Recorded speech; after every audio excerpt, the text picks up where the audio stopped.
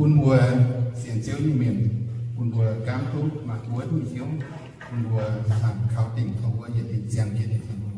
có một giang bèn rồi nhiệt xuống cũng có một giang bèn là bằng kia cũng tôi có nên là nói thiếu nhiệt cho mình qua số phía nhiều chúng ta buôn mùa mà cuốn như nhóm buôn mùa cam tỉnh xiển khảo cùng cho mình khảo tổng bộ tức xíp nhỏ như là buôn mùa mà cuốn như nhiều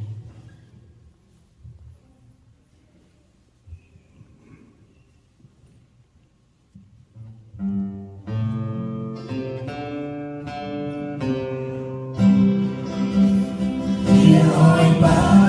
subscribe cho kênh Ghiền Mì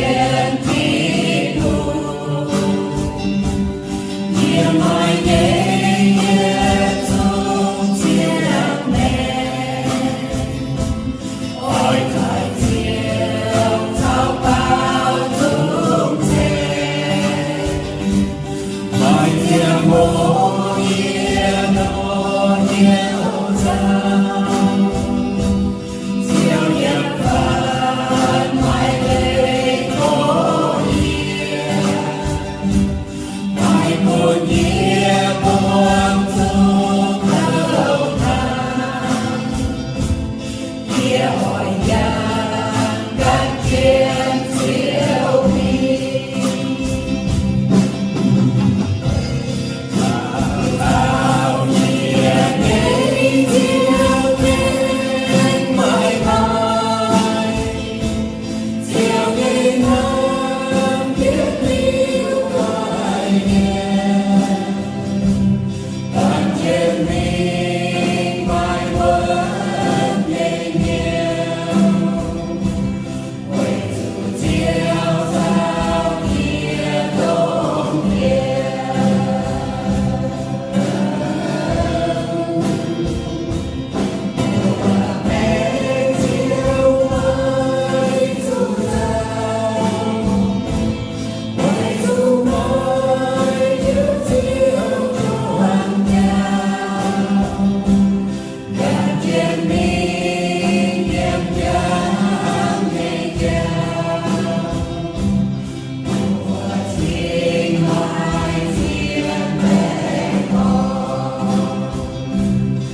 để không bỏ lỡ những video hấp dẫn.